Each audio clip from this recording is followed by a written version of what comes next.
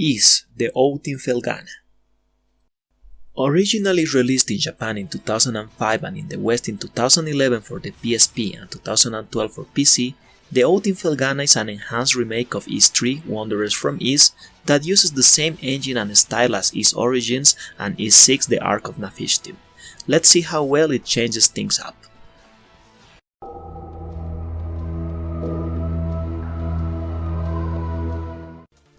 You basically follow the adventures of Adol and his sidekick Doggy as they arrive at the ladder's hometown and discover that a corrupt noble is making things difficult for the small mining town. One thing leads to another, and Adol ends up trying to stop the revival of an ancient evil.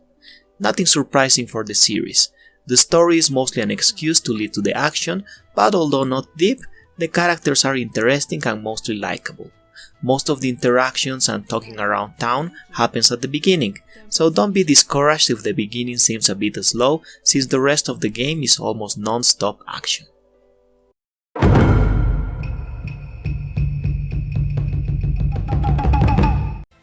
The look of the game is what you'd expect of a PSP game.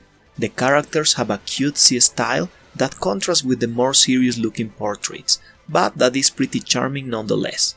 The world looks decent enough, and the animations are acceptable. Won't win any prizes, but also won't get in your way.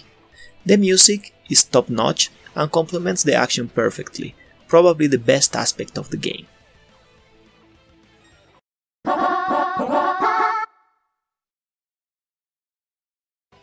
The game is mostly non-stop hack-and-slash action, with a decent variety of attacks, abilities and magic to keep things interesting during the 15 to 20 hours that the game takes to beat.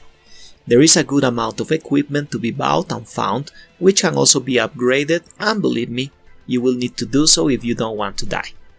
Being at the correct level and having proper equipment makes all the difference between life and death in this game.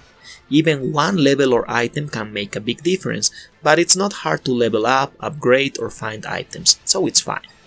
Sometimes you'll have to find items or speak to someone to move on with the story, but things are pretty straightforward and most of the difficulty comes from the long stretches between save points and the bosses, which will likely destroy you the first time you face them. Having difficulty options helps, but be wary because even the normal difficulty can be quite challenging the first time around. Sadly, there is also a lot of platforming in the later parts of the games, and usually falling involves repeating sections of the dungeon, which can get a bit annoying since jumping doesn't feel as tight as it should, and perception of depth can be a bit tricky to master. Not terrible, but it breaks the pace of an otherwise almost impeccable action game. To finish, there are sections where you have to change your equipped accessory all the time, which is a bit annoying since you have to enter the menus for that, but it never becomes as annoying as it was in Origins.